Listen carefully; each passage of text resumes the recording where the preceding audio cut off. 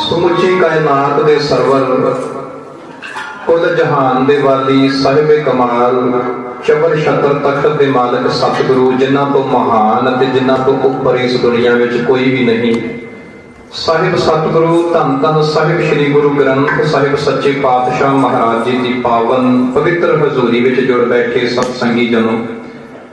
प्रथम सतगुरु श्री गुरु नानक देव सच्चे पातशाह महाराज जी की पावन पवित्र अगमी जोत के छेवें वारस मेरी पीर के मालक दल भंजन गुर सूरमे जोधे सतगुरु श्री अकाल तख्त साहब के सिरजक धन धन साहिब सतगुरु श्री गुरु हरगोबिंद साहिब सच्चे पातशाह महाराज वालों बख्शिश की हुई ढाडी कला की इस वडमुली अते उत्तम संगीतक रवायत राही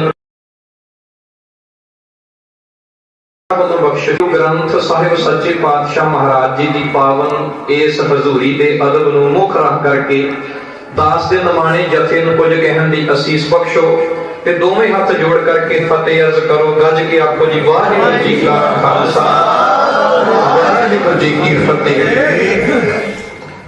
अज जो कि सरदार संत सिंह दी इस वंश विच सरदार बड़ी खुशी का मौका है ते गुरु ग्रंथ साहिब सच्चे पातशाह महाराज जी दे 31 रागां विचों जदों असीं श्री राग दा सिरलेख करदे हां, जदों श्री गुरु ग्रंथ साहिब सच्चे पातशाह महाराज जी दी रागबद्ध बाणी दा सिलसिला जारी हुंदा है तां उस श्री राग दे मुढ़ले शब्दां दे विच ही पातशाह महाराज जी ने अपने सिख नूं ते मनुख मात्र नूं इह समझाया, सतगुरां ने इह समझाया है कि सिख दे कोल मकान सिख दे कोल वस्तां इहो जिहियां होण, कहण तो भाव सिख इहो जिहियां सेजां ते सोवे ਜਿਹੜੀਆਂ सेजां हीरियां दे नाल जड़ियां होण। कहण तो भाव सतगुरां ने फरमाया कि मेरा सिख इन्ना क अमीर होवे, सतगुरु दा सिख जिहदे कोल चंगे चंगे असवारियां होण, चंगे चंगे रहन बसेरे होण, पर सतगुरां ने नाल इह भी हदायत कर दित्ती कि जे ये सब कुछ सारियां वस्तावां सिख ने सतगुरु की बरकत अते अकाल पुरख के हुक्म के अधीन प्राप्त करनियां ने ते ये वस्तां आउण दे नाल एक सिख नूं सतगुरु का ओट आसरा ना भुले।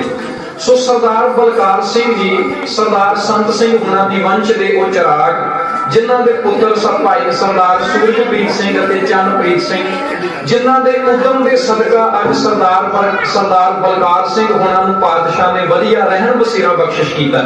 सो उन्होंने गुरमत सिद्धांत उस गुरमत दे उस सिद्धांत नूं अपने जीवन दे विच भी ढालिया कि जे सतगुरु की बख्शिश दे नाल इन्ने सुंदर महल ते इन्ने रहन बसेरे पातशाह ने बख्शिश कीते हन, पर उहदे नाल नाल सतगुरु नूं नहीं वसारिया। इहदी मिसाल यह है कि इस रहन बसेरे की सफलता वास्ते उन्होंने गुरु ग्रंथ साहिब पातशाह महाराज जी दे इस पावन स्वरूप नूं घर दे विच सतगुरां दे चरण पवाए, ਉਹਦੇ ਨਾਲ ਸਤਿਗੁਰਾਂ ਦੇ ਰਾਗੀ ਸਿੰਘਾਂ ਦੇ ਕੋਲੋਂ ਕੀਰਤਨ ਕਰਵਾਇਆ ਤੇ ਇੱਕ ਗੱਲ ਕਿ ਢਾਡੀ ਸਿੰਘ ਹਾਲਾਂਕਿ ਢਾਡੀ ਸਿੰਘਾਂ ਨੂੰ ਸਮਾਗਮਾਂ ਅਤੇ ਹੋਰ ਵੱਡੇ ਜੋ ਸਮਾਗਮ ਹਨ ਉਹਨਾਂ ਦੇ ਵਿੱਚ ਸੱਦਣ ਦੀ ਰਵਾਇਤ ਹੈ ਸਿੱਖ ਪੰਥ ਦੇ ਅੰਦਰ। ਘਰਾਂ ਦੇ ਅੰਦਰ ਢਾਡੀ ਸਿੰਘਾਂ ਨੂੰ ਬਹੁਤ ਘੱਟ ਜਿਹੜੇ ਘਰਾਂ ਦੇ ਵਿੱਚ ਛੋਟੇ ਸਮਾਗਮ ਹੁੰਦੇ ਨੇ ਉਹਨਾਂ ਦੇ ਵਿੱਚ ਸਿੱਖ ਪੰਥ ਦੇ ਅੰਦਰ ਢਾਡੀ ਸਿੰਘਾਂ ਨੂੰ ਖਾਸ ਕਰਕੇ ਸਾਡਾ ਮਾਝੇ ਦਾ ਇਲਾਕਾ ਬਣਾਉਂਦਾ ਅਜੇ ਦੁਆਬੇ ਵਿੱਚ ਰੀਤ ਘੱਟ ਹੈ। सो सरदार बलकार सिंह होना ने जो सतगुरां का फरमान है मोती का मंदिर उसरै रतनी का हो जड़ाओ कस्तूर कुंगू अगर चंद्र लीप आवे चाओ मत देख भूला विसरै तेरा चित न आवे। जो सतगुरां का पावन वाक है कि ये सारियां बख्शिशां सिख दे कोल हुंदियां जे सिख परमात्मा नूं ना वसारे अपने सतगुरु नूं ना वसारे ते ये सारियां वस्तावां सफल हन।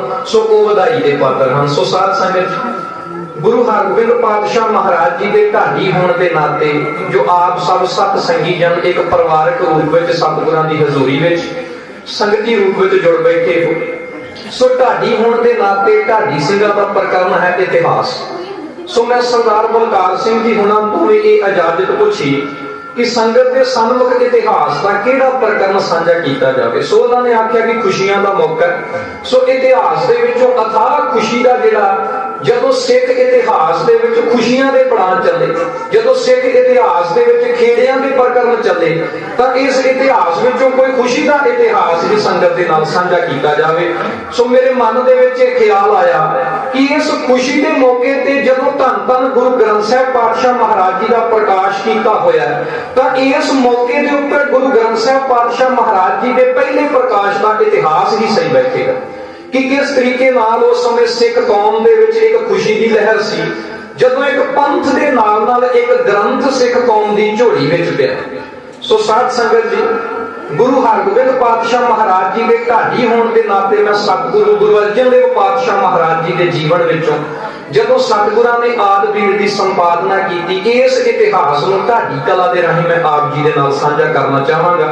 पर इस तो पहला जो ढाडी कला की सिख कौम दे विच महानता है, उहदे बाबत मैं कुछ विचारां करके इस इतिहास को शुरू करने की कोशिश करांगा। जो ढाडी कला श्री गुरु हरगोबिंद पातशाह महाराज छेवें सतगुरु जी, हालांकि अज सिख कौम दे विच 10 गुरु साहिबान के प्रति अते सिख इतिहास के प्रति अज सिख नौजवानी का रुझान बहुत ही पीतला पै चुका, बहुत घट चुका, जिहदे करके मैं कोशिश करांगा कि साडे इस संगत दे विच नौजवान बच्चे भी बैठे हुए ने, सो वो भी गल नूं समझण की कोशिश करन। सिख कौम के 10 गुरु साहिबान विचों जदों पंचम सतगुरु श्री गुरु अर्जन देव पातशाह महाराज शहीद होए, तो सतगुरां की शहादत के उपरंत मीरी पीरी के मालिक श्री गुरु हरगोबिंद साहिब सच्चे पातशाह महाराज गुरता गद्दी ते विराजमान होए। यह समा सी सन 1606 ईस्वी का, जदों मुगलिया हुकूमत नूं कायम होए नूं 105 वरे के करीब तो भी वध दा समा हो चुका सी, एक सदी तो वध समा हो चुका सी। उधर दिल्ली तख्त के उपर बादशाह जहांगीर बैठा ते इधर बाबे कियां दी वंश विचों गुरु नानक पातशाह जी की पावन गुरता गद्दी ते मीरी पीरी दे मालिक श्री गुरु हरगोबिंद साहिब सच्चे पातशाह जी विराजमान होए। इस समय सतगुरां ने गुरता गद्दी ते बैठण तो 3 साल बाद श्री अकाल तख्त साहिब की सिरजना की। 1609 नूं अकाल तख्त साहिब सिरजिया गया। अकाल तख्त साहिब की सिरजना के नाल ही सिख कौम के अंदर ढाडी कला का आगाज किया। पातशाह ने फरमाया कि गुरु अर्जन देव पातशाह जी की शहादत तो बाद हुण सिख कौम नूं जंग ते युद्ध जंगां ते युद्धां दे विचों गुजरना पवेगा, जंगां ते युद्धां नूं अंजाम देना पवेगा, जिहदे वास्ते जिहड़ियां मरियां होईयां ज़मीरां नूं गुरु नानक पातशाह तो लैकर के 5वें पातशाह तक गुरु साहिबान ने गुरबाणी दे उस दैवी सोच दे नाल जगाया। जिन्हां मरियां होईयां ज़मीरां नूं 5 गुरु साहिबान ने जगा दिता। इन्हां जागे होए लोकां नूं जंगां ते युद्धां दे लई तैयार करन वास्ते, इन्हां विच वीर रस नूं साकार करन वास्ते ढाडी कला दा आगाज करना जरूरी है, क्योंकि काल दे 9 रसां दे विचों जिवें हास रस, करुणा रस, महिमा रस, इतिहास, इन्हां रसां दे विचों एक रस है वीर रस, जो ढाडी कला दा प्रधान रस है। सतगुरां ने आख्या कौम दे विच वीर रस पैदा करन वास्ते ढाडी कला दा आगाज किया जाए। हालांकि सिख कौम तो पहला भी 1469 में गुरु नानक पातशाह जी का प्रकाश होया। सतगुरां दे प्रकाश तो पहला भी ढाडी मौजूद सन, पर उन्हां ढाडियां ते फर्क सी। उस समय 3 तरह के लोग, 3 तरह के इस रवायत के नाल संबंधित लोग सन। पहले सन मरासी, दूसरे सन भट्ट ते चौथे सन जिन्हां नूं असीं लोक ढाडी आखदे हां। इन्हां लोक ढाडियां दा संबंध राजपूताने दे नाल सी। रजवाड़े जिहड़े राजपूताने दे रजवाड़े सन, उन्हां दे दरबारां विच जा करके राजस्थान दे अते पंजाब दे जिहड़े लोक ढाडी सन, उन्हां दे दरबारां विच जा करके सोधे गाउंदे सन। श्री गुरु हरगोबिंद पातशाह महाराज जी के समय ढाडियां दी एक नवीं ते नवीन प्रथा चली, जिन्हां नूं गुरु के ढाडी अते सिख ढाडी आख्या जाण लगा।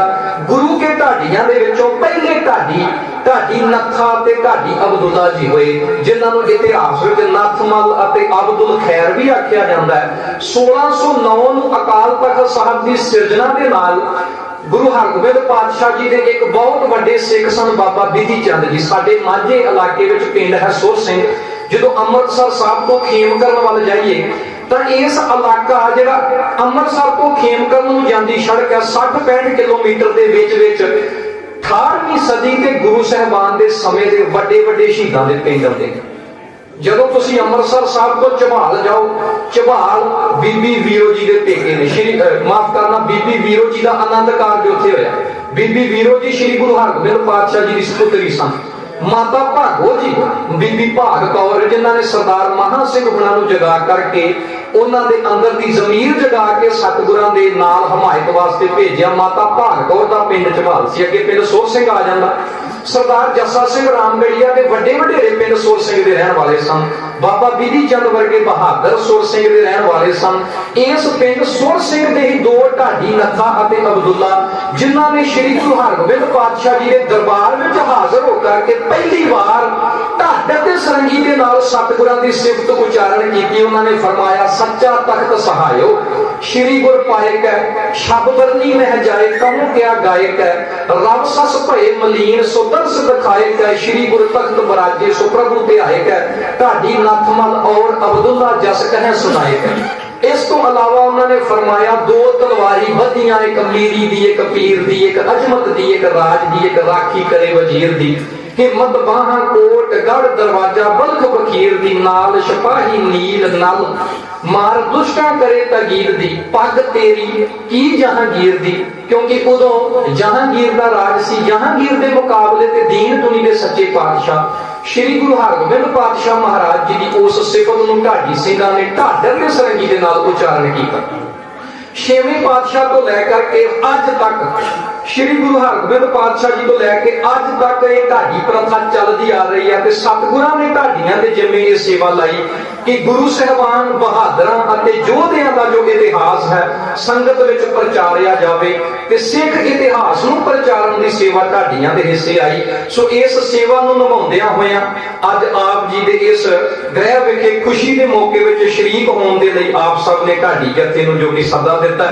ਸੋ ਇਸ ਖੁਸ਼ੀ ਦੇ ਮੌਕੇ ਤੇ ਮੈਂ ਸਿੱਖ ਕੌਮ ਦੀ ਅਥਾਹ ਖੁਸ਼ੀ ਦਾ ਪੜਾਅ ਆਪ ਜੀ ਦੇ ਨਾਲ ਸਾਂਝਾ ਕਰਨਾ ਚਾਹਾਂਗਾ। ਜਦੋਂ ਸਿੱਖ ਕੌਮ ਦੇ ਅੰਦਰ ਪੰਥ ਦੇ ਨਾਲ ਨਾਲ ਗ੍ਰੰਥ ਦੀ ਘਾਟ ਪੂਰੀ ਹੋਈ, ਸ੍ਰੀ ਗੁਰੂ ਅਰਜਨ ਦੇਵ ਪਾਤਸ਼ਾਹ ਮਹਾਰਾਜ ਆਪਣੇ ਗੁਰੂ ਪਿਤਾ ਸ੍ਰੀ ਗੁਰੂ ਰਾਮਦਾਸ ਸੱਚੇ ਪਾਤਸ਼ਾਹ ਮਹਾਰਾਜ ਜੀ ਦੇ ਜੋਤੀ ਜੋਤ ਸਮਾਉਣ ਤੋਂ ਬਾਅਦ 1581 ਨੂੰ ਗੁਰਤਾ ਗੱਦੀ ਤੇ ਬੈਠੇ। ਸਤਿਗੁਰਾਂ ਨੇ ਗੁਰਤਾ ਗੱਦੀ ਤੇ ਬੈਠਦਿਆਂ ਸਾਰ ਬੜੇ ਮਹਾਨ ਕਾਰਜ ਕੀਤੇ। ਉਹਨਾਂ ਮਹਾਨ ਕਾਰਜਾਂ ਦੇ ਵਿੱਚੋਂ ਪਹਿਲਾ ਕਾਰਜ ਜੋ ਗੁਰੂ ਰਾਮਦਾਸ ਪਾਤਸ਼ਾਹ ਜੀ ਨੇ ਚੱਕ ਰਾਮਦਾਸ ਵਸਾਇਆ, ਜਿਹਨੂੰ ਅੱਜ ਸ੍ਰੀ ਅੰਮ੍ਰਿਤਸਰ ਸਾਹਿਬ ਕਹਿੰਦੇ ਆ। ਇਸ ਸ੍ਰੀ ਅੰਮ੍ਰਿਤਸਰ ਸਾਹਿਬ ਵਿਖੇ ਪੂਰਨ ਤਾਲ ਖਟਾਇਆ, ਅੰਮ੍ਰਿਤਸਰ ਵਿੱਚ ਜੋਤ ਜਗਾਵੇ ਦੇ ਮਹਾਵਾਕ ਅਨੁਸਾਰ ਅੰਮ੍ਰਿਤ ਦਾ ਸਰੋਵਰ, ਅੰਮ੍ਰਿਤ ਦਾ ਸੋਮਾ ਸਤਿਗੁਰਾਂ ਨੇ ਤਿਆਰ ਕਰਵਾਇਆ। ਗੁਰੂ ਅਰਜਨ ਦੇਵ ਪਾਤਸ਼ਾਹ ਮਹਾਰਾਜ ਜੀ ਨੇ ਇਸ ਅੰਮ੍ਰਿਤ ਦੇ ਸੋਮੇ ਦੇ ਐਨ ਮੱਧ ਵਿੱਚ ਸੱਚਖੰਡ ਸ੍ਰੀ ਹਰਿਮੰਦਰ ਸਾਹਿਬ ਦੀ ਉਸਾਰੀ ਕਰਵਾਈ।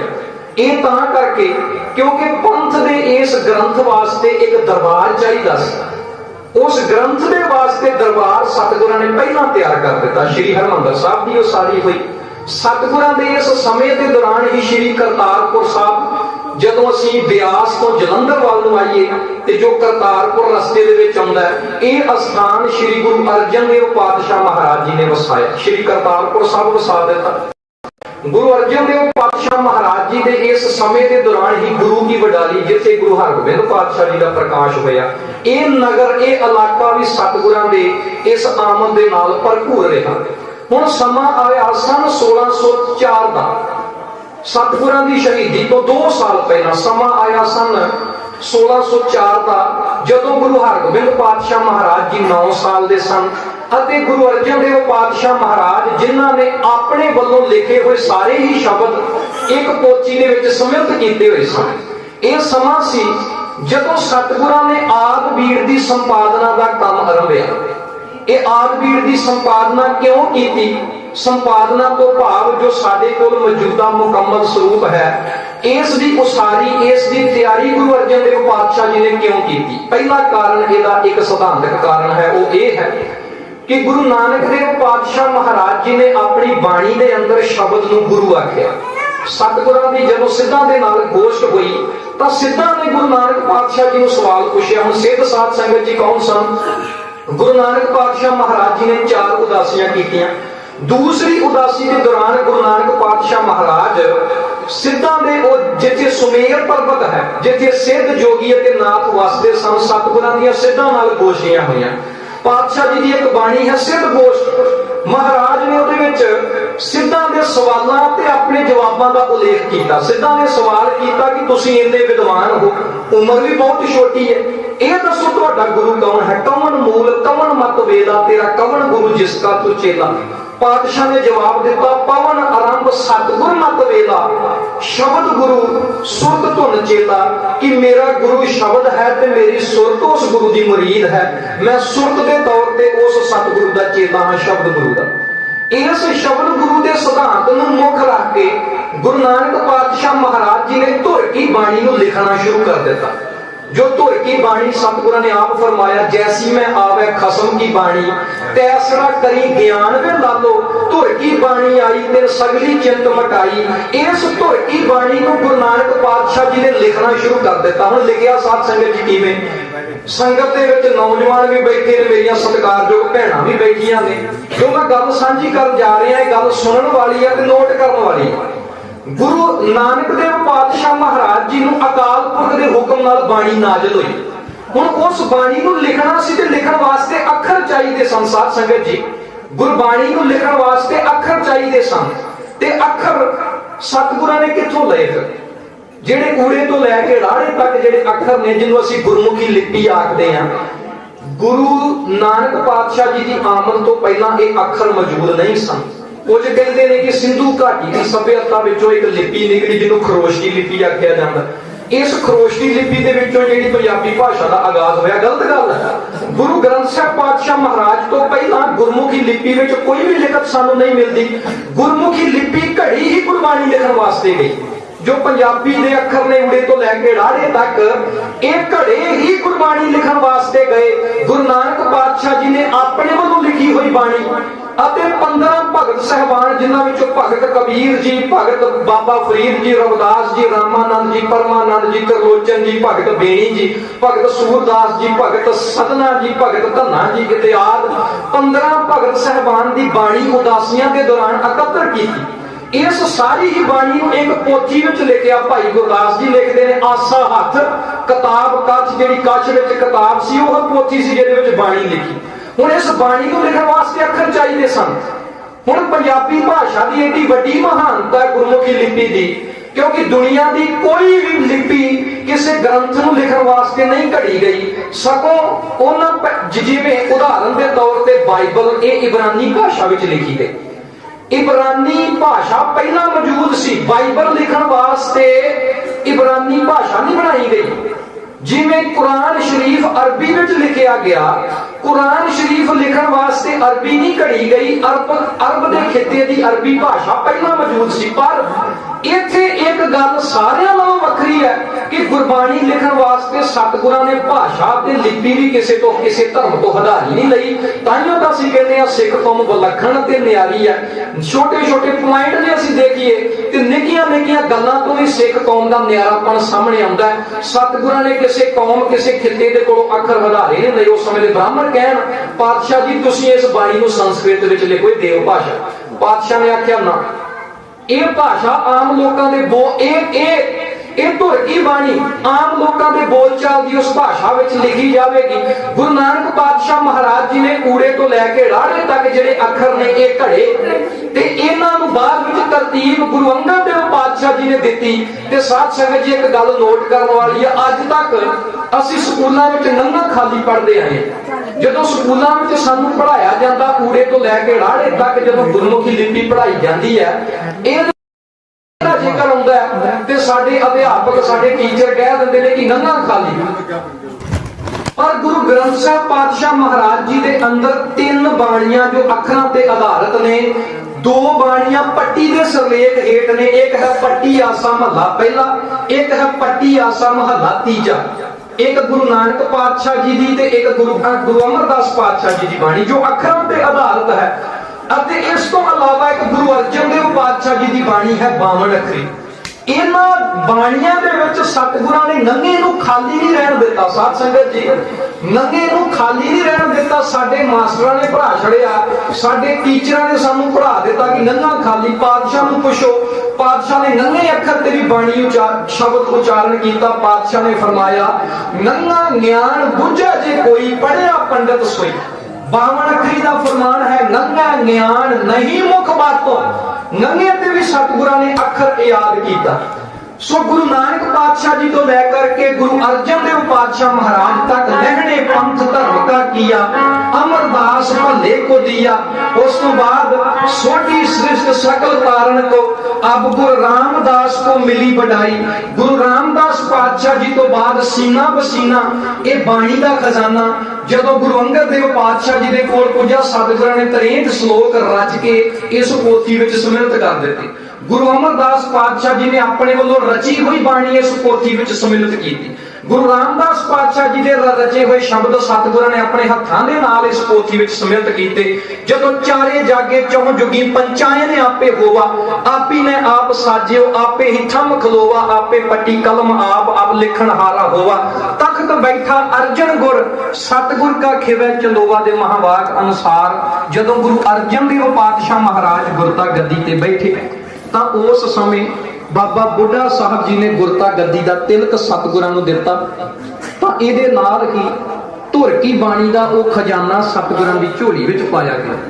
जदों इस धुर की बाणी के खजाने नूं सतगुरां डिठा, पातशाह ने फरमाया, प्यो दादे का खोल डिठा खजाना, ताओ मेरे मन भया निधाना। पातशाह जी ने 2 गल्लां वाच के धुर की बाणी की संपादना करन दा मन बनाया। पहली गल शब्द गुरु का सिद्धांत, शब्द गुरु सुरत धुन चेला। दूजी गल बाणी गुरु, गुरु है बाणी विच बाणी अमृत सारे दे, इस सिद्धांत नूं मुख रख के ते साध संगत जी। दूसरी गल सी कि गुरु अर्जन देव पातशाह महाराज जी के समय जेड़े सतगुर की रीसे कच पिच बोलदे, जेड़े सतगुरु की रीस ते कच्ची बाणी रच रहे सन, बाबे प्रीति चंद के पुत्र वर्गे, मेहरबान वर्गे, जिन्हां ने सुखमणी साहब के मुकाबले ते सहंसरनामा लिया के खड़ा कर दिता, जिन्हां ने आसा की वार के मुकाबले ते करनीनामा लिया के खड़ा कर दिता, जिन्हां ने धुर की बाणी दे एक मुकाबले ते अपना कच्ची बाणी का ग्रंथ रच दिता, जिन्हां तो गुरु अमरदास पातशाह महाराज जी ने भी सुचेत किया कि सतगुरु बिना होर कच्ची है बाणी, बाणी का कच्ची सतगुर बाजों होर कच्ची बाणी। पातशाह ने कहा इस बाणी नूं पढ़न ते सुनने वाले भी कच्चे हैं, कहंदे कच्चे सुनदे कच्चे, कच्ची आंख मखानी। पातशाह गुरु अमरदास पातशाह महाराज ने भी सुचेत किया।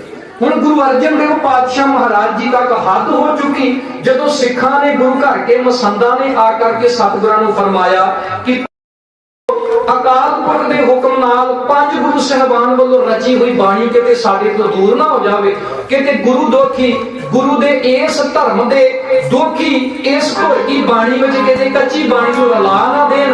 तां पातशाह जी ने शब्द गुरु दे सिद्धांत अते मौजूदा समय दी इस विधि नूं वाचदियां होइयां धुर की बाणी की संपादना करन दा सतगुरां ने मन बनाया, आगाज किया। पातशाह महाराज एक दिन मौज विच आए, दिल लगे हुए दीवान विच पातशाह जी ने सिखां नूं संबोधन होके कह दिता कि गुरु देव सिखो, मैं धुर की बाणी की संपादना ऐसी कर दियांगा, ऐसी भीड़ बन दियांगा, कोई जिन्ना भी जोर ला सके इहदे विच मिलावट नहीं कर सकता। यह सिर्फ अत कथनी नहीं, जेड़े ते सहज पाठ करते हैं उन्हां नूं पता है कि हरेक राग दे अंत विच शब्द अंक दिते ने। जदों कोई राग खत्म हुंदा अंत विच शब्द अंक ने कि इस राग विच इन्ने शंत ने, इन्नियां वारां ने, इन्नियां पौड़ियां ने, इन्ने 2 पदे ने, चौपदियां की गिनती इन्नी है। हालांकि 1430 अंगां तो अगां जाके तां कोई इस ग्रंथ दे नाल बाणी जोड़ सकदा, पर 1 तो लैके 1430 अंगां दे विच कोई भी मिलावट नहीं कर सकदा, क्योंकि गुरु अर्जन देव पातशाह महाराज महान सतगुरु ने संपादना ही ऐसी कर दी। पातशाह ने फरमाया ऐसी भीड़ बन देंगे, ऐसी संपादना कर देंगा, कोई चाह करके भी इहदे विच रला नहीं पा सकदा। इस गल नूं मुख रख के गुरु अर्जन देव पातशाह महाराज जी ने अपने सत्कारयोग मामा भाई गुरदास जी, भाई गुरदास जो रिश्ते विच गुरु अर्जन देव पातशाह जी के मामा जी सन, गुरु अमरदास पातशाह जी के भतीजे सन, गुरु अमरदास पातशाह जी के वड्डे भरा बाबा ईसरदास भला, उन्हां दे सुपुत्र सन भाई गुरदास जी। सतगुरां ने अपने सत्कारत मामा भाई गुरदास जी जिहड़े सिख इतिहास सिख सिद्धांतां दे व्याख्याकार ते उच्च कोटि दे कथावाचक सन, व्याख्याकार सन, उन्हां नूं बुला करके पातशाह जी ने फरमाया कि इस धुर की बाणी नूं जो पंथ के नाल नाल ग्रंथ की घाट है उसको संपूर्ण कर दिता जाए अते बाणी के उतारे करवा करके जिथे भी नानक नाम लेवा सिख संगत वसदी है उथों तक पहुंचाने का यतन प्रारंभ कर दिता जाए। गुरु अर्जन देव पातशाह महाराज धुर की बाणी के इस खजाने को संपादित करने हेत लगे हुए दीवान विच संगत को संबोधन होकर अते भाई गुरदास जी को अपनी हजूरी विच हाजिर करके धुर की बाणी के इस खजाने को संपादित करने की विਉਂਤ इउं बिने कर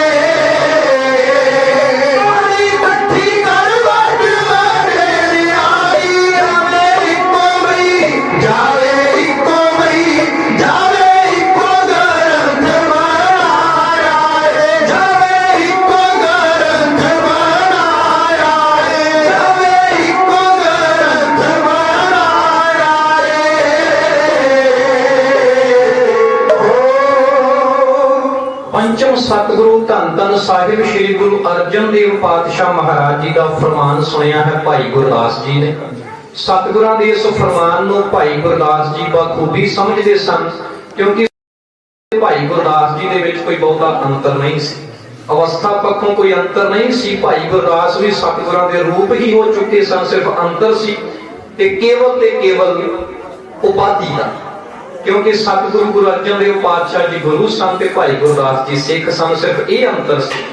इस तो अलावा गुरु घर दे एक अन्य सिख बाबा बुढ़ा साहब जी होए हैं, जिन्हां ते सतगुरां ने इन्नी बख्शिश की कि गुरु नानक पातशाह जी ने अपने समय के दौरान भाई बाबा बुढ़ा जी को अजिहा मान बख्शिश किया कि साडे तो बाद साडी गुरता गद्दी ते कोई भी प्राणी बैठे साडी इस जिम्मेवारी को संभालने वाले गुर व्यक्ति को तिलक देने की सेवा तुसीं करोगे।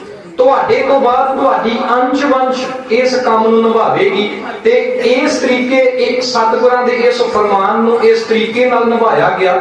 ਇਤਿਹਾਸ ਵਿੱਚ ਇੱਕ ਸਮਾਂ ਹੁੰਦਾ ਹੈ ਜਦੋਂ ਗੁਰੂ ਤੇਗ ਬਹਾਦਰ ਪਾਤਸ਼ਾਹ ਜੀ ਸ਼ਹੀਦ ਹੋਏ ਤਾਂ ਉਹਨਾਂ ਦੀ ਸ਼ਹਾਦਤ ਦੇ ਰੋਸ ਵਜੋਂ ਬਾਬਾ ਬੁੱਢਾ ਸਾਹਿਬ ਜੀ ਦੇ ਇੱਕ ਵੰਸ਼ਜ ਸਨ ਭਾਈ ਗੁਰਦਿੱਤਾ ਜੀ ਸਤਿਗੁਰਾਂ ਦੀ ਸ਼ਹੀਦੀ ਦੇ ਰੋਸ ਵਜੋਂ ਪ੍ਰਾਣ ਤਿਆਗ ਗਏ। उस समय बाबा बुढ़ा साहब जी की वंश विचों सिर्फ ते सिर्फ इको शरीर सन बाबा राम कोयर जिन्हां दी उम्र 3 साल दी सी। नौवें पातशाह जी की शहीदी तो बाद जदों गुरु कलगीधर पातशाह गुरु गोबिंद सिंह महाराज गुरता गद्दी ते बैठे तां 3 साल दे बाबा राम कोयर जी दे कोलों सतगुरां नूं गुरता गद्दी दा जो है रस्म जो है वो उन्हां दे कोलों अदा करवाई गई। तिलक गुरगद्दी दा बाबा राम कोयर जी दे कोलों लवाया गया। ये दो सिख भाई गुरदास जी के बाबा बुढ़ा साहब जी जो सतगुरां दे हजूरी सिख सन। हजूरी सिख भाई गुरदास जी ने सतगुरां दा आशा समझिया पातशाह जी के सन्मुख अरदास की कि सतगुर जीओ इस महान कार्य वास्ते एक अस्थान की जरूरत है जिहड़ा अस्थान आम लोगों के लांघे तो नवेकला होवे क्योंकि आने वाले समय विच इस इतिहासक कार्य की उसारी नाल उस स्थान ने भी इतिहासक बन जाना है। इस करके आप जी किरपा करो मेहरामत करो तुहाडे हुक्म दे नाल ही जगह की चोण की जाए। गुरु अर्जन देव पातशाह जी ने फरमाया कि सचखंड श्री हरमंदर साहब के पूर्व वाले पासे एक बेड़ियां का संघना झुंड है। उत्थे साडे गुरु पिता श्री गुरु रामदास पातशाह महाराज जी ने एक सरोवर की उसारी करवाई सी जिसनों उन्हां दे नाम ते ही सरोवर रामसर साहिब सद्या जाता है।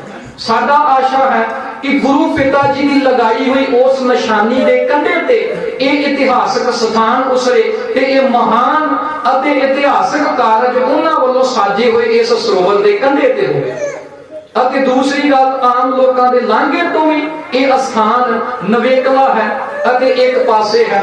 जे साडा दा हुक्म यह है कि रामसर साहब सरोवर के कंधे नूं ही इस कारज की उसारी वास्ते नियत किया जाए। अज उस जगह पे गुरुद्वारा श्री रामसर साहब है 5 मंजिला आलीशान गुरुद्वारा जिथे श्री गुरु ग्रंथ साहिब पातशाह महाराज जी के पावन स्वरूपों की छपाई होंदी। सो भाई गुरदास जी ने सतगुरां दा आशा समझिया।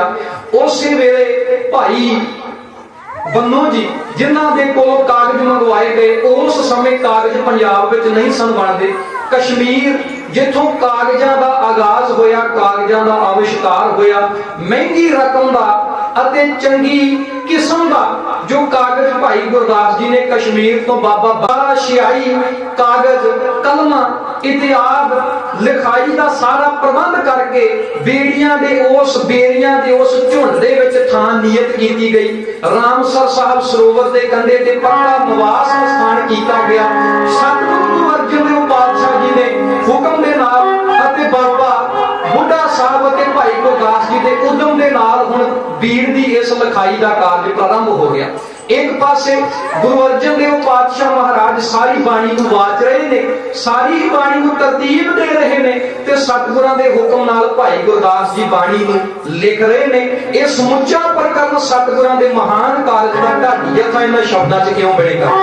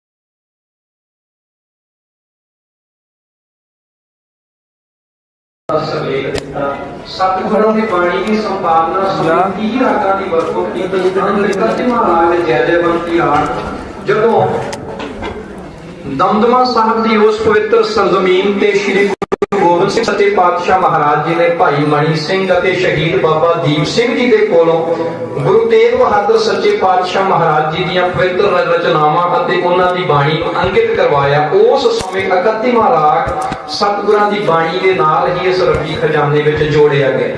ਸੋ ਸਾਧ ਸੰਗਤ ਜੀ, ਜੇ ਸਮੇਂ ਗੁਰੂ ਅਰਜਨ ਦੇਵ ਪਾਤਸ਼ਾਹ ਮਹਾਰਾਜ ਜੀ ਨੇ ਬਾਣੀ ਦਾ ਸੰਕਲਨ ਕੀਤਾ, ਉਸ ਸਮੇਂ 34 ਮਹਾਂਪੁਰਖਾਂ ਦੀ ਬਾਣੀ ਨੂੰ ਸੰਪਾਦਿਤ ਕੀਤਾ ਗਿਆ। ਜੇਕਰ ਦੇਖੀਏ ਤੇ ਮੌਜੂਦਾ ਸਮੇਂ ਵਿੱਚ ਸਤਿਗੁਰਾਂ ਦੇ ਬਾਣੀ ਸੰਗ੍ਰਹਿ ਅੰਦਰ 35 ਮਹਾਂਪੁਰਖਾਂ ਦੀ ਬਾਣੀ ਹੈ ਅਤੇ ਸਾਡੇ ਸਿੱਖ ਪੰਥ ਦੇ ਅੰਦਰ ਹੀ ਇੱਕ ਹਿੱਸਾ ਇਸ ਧੁਰ ਕੀ ਬਾਣੀ ਨੂੰ 36 ਮਹਾਂਪੁਰਖਾਂ ਦੀ ਬਾਣੀ ਕਹਿੰਦਾ। ਉਹ ਕਿਵੇਂ? ਕਿਉਂਕਿ ਸਤਿਗੁਰਾਂ ਦੀ ਬਾਣੀ ਦੇ ਅੰਦਰ ਜਿੱਥੇ ਗੁਰੂ ਨਾਨਕ ਪਾਤਸ਼ਾਹ ਜੀ ਦੀ ਬਾਣੀ ਹੈ, ਸਤਿਗੁਰਾਂ ਦੇ ਵੱਲੋਂ ਇੱਕ ਭਾਈ ਮਰਦਾਨਾ ਜੀ ਨੂੰ ਸੰਬੋਧਨ ਕਰਕੇ ਸ਼ਬਦ ਉਚਾਰਿਆ ਹੋਇਆ, ਜਿਹਦੇ ਵਿੱਚ ਸਿਰਲੇਖ ਹੈ ਮਰਦਾਨਾ ਪਹਿਲਾ। ਸਤਿਗੁਰਾਂ ਨੇ ਉਹ ਸ਼ਬਦ ਭਾਈ ਮਰਦਾਨਾ ਜੀ ਨੂੰ ਸੰਬੋਧਨ ਕਰਕੇ ਜਿਹੜਾ ਉਚਾਰਿਆ। ਪਰ ਸੰਪਰਦਾਇ ਗਿਆਨੀਆਂ ਦਾ ਕਹਿਣਾ ਕਿ ਇਹ ਬਾਣੀ ਭਾਈ ਮਰਦਾਨਾ ਜੀ ਦੀ ਹੈ, ਪਰ ਪ੍ਰੋਫੈਸਰ ਸਾਹਿਬ ਸਿੰਘ ਜੀ ਗੁਰਮਤਿ ਵਿਆਕਰਨ ਦੇ ਵਿਆਖਿਆਕਾਰ, ਉਹਨਾਂ ਨੇ ਠੋਸ ਦਲੀਲਾਂ ਦੇ ਕਰਕੇ ਇਸ ਗੱਲ ਨੂੰ ਜਿਹੜਾ ਸਾਬਤ ਕੀਤਾ ਕਿ ਉਹ ਸ਼ਬਦ ਭਾਈ ਮਰਦਾਨਾ ਜੀ ਦਾ ਨਹੀਂ, ਸਗੋਂ ਉਹ ਸ਼ਬਦ ਗੁਰੂ ਨਾਨਕ ਪਾਤਸ਼ਾਹ ਜੀ ਦਾ ਹੈ, ਜੋ ਭਾਈ ਮਰਦਾਨਾ ਜੀ ਨੂੰ ਸੰਬੋਧਨ ਹੋ ਕਰਕੇ, ਉਹਨਾਂ ਨੂੰ ਮੁਖਾਤਬ ਹੋ ਕਰਕੇ ਸਤਿਗੁਰਾਂ ਨੇ ਉਚਾਰਨ ਕੀਤਾ। ਜਿਵੇਂ ਭਾਈ ਲਾਲੋ ਜੀ ਨੂੰ ਸੰਬੋਧਨ ਹੋ ਕਰਕੇ ਜੈਸੀ ਮੈਂ ਆਵੇ ਖਸਮ ਕੀ ਬਾਣੀ ਤੈਸੜਾ ਕਰੀ ਗਿਆਨ ਵੇ ਲਾਲੋ। ਸੋ ਮੌਜੂਦਾ ਸਮੇਂ ਵਿੱਚ 35 ਮਹਾਂਪੁਰਖ ਤੇ ਉਸ ਸਮੇਂ 34 ਮਹਾਂਪੁਰਖ, ਜਿਨ੍ਹਾਂ ਵਿੱਚੋਂ 5 ਗੁਰੂ ਸਾਹਿਬਾਨ ਗੁਰੂ ਨਾਨਕ ਪਾਤਸ਼ਾਹ ਜੀ ਤੋਂ ਲੈ ਕਰਕੇ ਸਤਿਗੁਰੂ ਸ਼੍ਰੀ ਗੁਰੂ ਅਰਜਨ ਦੇਵ ਪਾਤਸ਼ਾਹ ਮਹਾਰਾਜ ਜੀ ਤੱਕ, ਗੁਰੂ ਨਾਨਕ ਪਾਤਸ਼ਾਹ, ਗੁਰੂ ਅੰਗਦ ਦੇਵ ਪਾਤਸ਼ਾਹ ਮਹਾਰਾਜ, ਗੁਰੂ ਅਮਰਦਾਸ ਸੱਚੇ ਪਾਤਸ਼ਾਹ ਜੀ, ਸ਼੍ਰੀ ਗੁਰੂ ਰਾਮਦਾਸ ਸਾਹਿਬ ਸੱਚੇ ਪਾਤਸ਼ਾਹ ਤੇ ਗੁਰੂ ਅਰਜਨ ਦੇਵ ਪਾਤਸ਼ਾਹ ਮਹਾਰਾਜ, ਜੋ ਖੁਦ ਬਾਣੀ ਦੇ ਸੰਪਾਦਕ ਸਨ, ਉਹਨਾਂ ਦੇ 5 ਗੁਰੂ ਸਾਹਿਬਾਨ, ਇਸ ਤੋਂ ਇਲਾਵਾ 15 ਭਗਤ ਸਾਹਿਬਾਨ। ਇਹਨਾਂ 15 ਭਗਤਾਂ ਦੀ ਬਾਣੀ ਗੁਰੂ ਨਾਨਕ ਪਾਤਸ਼ਾਹ ਜੀ ਨੇ ਉਦਾਸੀਆਂ ਦੇ ਸਮੇਂ ਇਕੱਤਰ ਕੀਤੀ। ਜਦੋਂ ਸਤਿਗੁਰੂ ਜੀ ਪੂਰਬ ਦੇਸ਼ ਵੱਲ ਨੂੰ ਗਏ, ਪਹਿਲੀ ਉਦਾਸੀ ਦੇ ਸਮੇਂ ਜਦੋਂ ਹਿੰਦੂ ਧਰਮਾਂ ਦੇ ਤੀਰਥਾਂ ਦਾ ਭ੍ਰਮਣ ਕੀਤਾ ਤਾਂ ਬਨਾਰਸ ਦੀ ਧਰਤੀ ਤੋਂ ਭਗਤ ਰਵਿਦਾਸ ਜੀ ਦੀ ਬਾਣੀ ਇਕੱਤਰ ਕੀਤੀ। 40 ਸ਼ਬਦ ਅਤੇ ਇੱਕ ਸ਼ਲੋਕ ਭਗਤ ਰਵਿਦਾਸ ਜੀ ਦੇ ਇਕੱਤਰ ਕੀਤੇ। ਅਗਾਂਹ ਜਦੋਂ ਸਤਿਗੁਰੂ ਜੀ ਦੱਖਣ ਵੱਲ ਗਏ ਤਾਂ ਦੱਖਣ ਵਿੱਚ ਭਗਤ ਨਾਮਦੇਵ ਜੀ ਦੀਆਂ ਰਚਨਾਵਾਂ ਇਤਿਆਦ ਇਹ ਬਾਣੀਆਂ ਸਤਿਗੁਰਾਂ ਨੇ ਉਦਾਸੀ ਦੇ ਦੌਰਾਨ ਭਗਤਾਂ ਦੀਆਂ ਬਾਣੀਆਂ ਇਕੱਤਰ ਕੀਤੀਆਂ। ਜਦੋਂ ਤੀਸਰੀ ਉਦਾਸੀ ਦੇ ਸਮੇਂ ਸਤਿਗੁਰੂ ਜੀ ਮੱਕੇ ਮਦੀਨੇ ਵੱਲ ਗਏ ਤਾਂ ਰਸਤੇ ਦੇ ਵਿੱਚ ਸਤਿਗੁਰੂ ਜੀ ਪਾਕਪਟਨ ਪੁੱਜੇ। ਪਾਕਪਟਨ ਉੱਥੇ ਬਾਬਾ ਫਰੀਦ ਜੀ ਦਾ ਡੇਰਾ ਸੀ। ਉਸ ਸਮੇਂ ਬਾਬਾ ਫਰੀਦ ਜੀ ਦੀ ਗੱਦੀ ਦਾ 11ਵਾਂ ਜਾਨਸ਼ੀਨ ਸ਼ੇਖ ਇਬਰਾਹਿਮ, ਜਿਹਨੂੰ ਇਤਿਹਾਸ ਵਿੱਚ ਸ਼ੇਖ ਬ੍ਰਹਮ ਵੀ ਆਖਿਆ ਜਾਂਦਾ, ਉਹ ਉਸ ਸਮੇਂ ਬਾਬਾ ਫਰੀਦ ਜੀ ਦੀ ਗੱਦੀ ਦਾ 11ਵਾਂ ਜਾਨਸ਼ੀਨ ਸੀ, ਜਿਹਦੇ ਕੋਲੋਂ ਬਾਬਾ ਫਰੀਦ ਜੀ ਦੇ ਸ਼ਲੋਕ ਅਤੇ ਸ਼ਬਦ ਸਤਿਗੁਰਾਂ ਨੇ ਇਕੱਤਰ ਕੀਤੇ।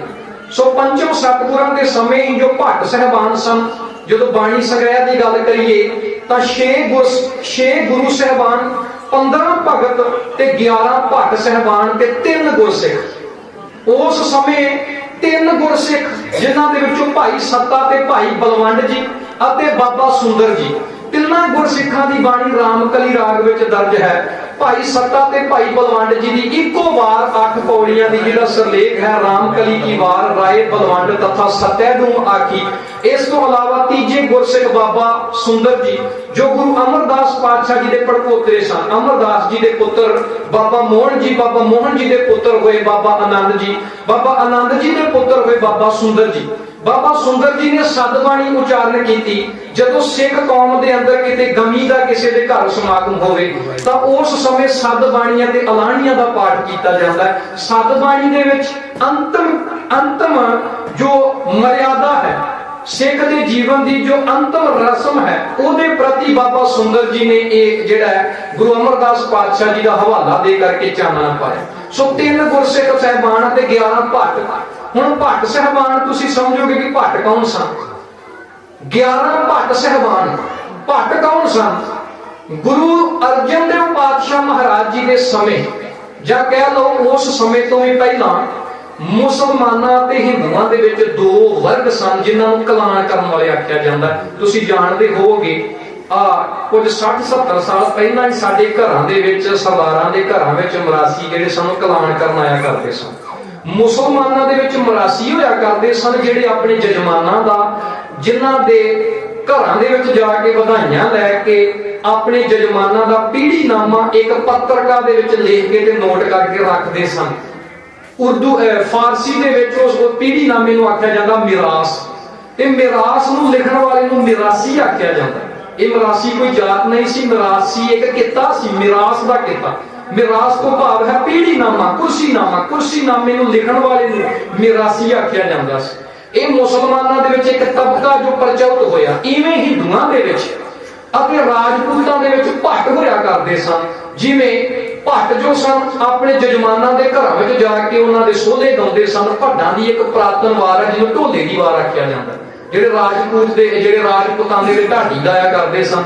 ਇਸ ਢੋਲੇ ਦੀ ਵਾਰ ਵਿੱਚ ਹੀ ਨੰਦ ਰਾਜੇ ਦਾ ਜ਼ਿਕਰ ਆਉਂਦਾ। ਮਹਾਰਾਜਾ ਰਣਜੀਤ ਸਿੰਘ ਦੇ ਦਰਬਾਰ ਦੇ ਜਿਹੜੇ ਢਾਡੀ ਸਨ, ਉਹ ਢੋਲੇ ਦੀ ਵਾਰ ਸੁਣਾਇਆ ਕਰਦੇ ਸਨ, ਜਿਹਦੇ ਵਿੱਚ ਨੰਦ ਰਾਜੇ ਦਾ ਜ਼ਿਕਰ ਸੀ। ਤਾਂਹੀਓ ਤਾਂ ਮਹਾਰਾਜਾ ਰਣਜੀਤ ਸਿੰਘ ਨੇ ਸਰਦਾਰ ਹਰੀ ਸਿੰਘ ਨੂੰ ਨੰਦ ਰਾਜੇ ਦਾ ਖਿਤਾਬ ਦਿੱਤਾ। ਇਹ ਇੱਕ ਵੱਖਰਾ ਵਿਸ਼ਾ। ਸੋ ਹਿੰਦੂਆਂ ਦੇ ਵਿੱਚ ਭੱਟ ਹੋਇਆ ਕਰਦੇ ਸਨ। ਹਿੰਦੂਆਂ ਦੇ ਵਿੱਚ 4 ਜਾਤੀਆਂ ਜਿਹੜੀਆਂ, ਬ੍ਰਾਹਮਣ, ਖੱਤਰੀ, ਵੈਸ਼ ਅਤੇ ਸ਼ੂਦਰ।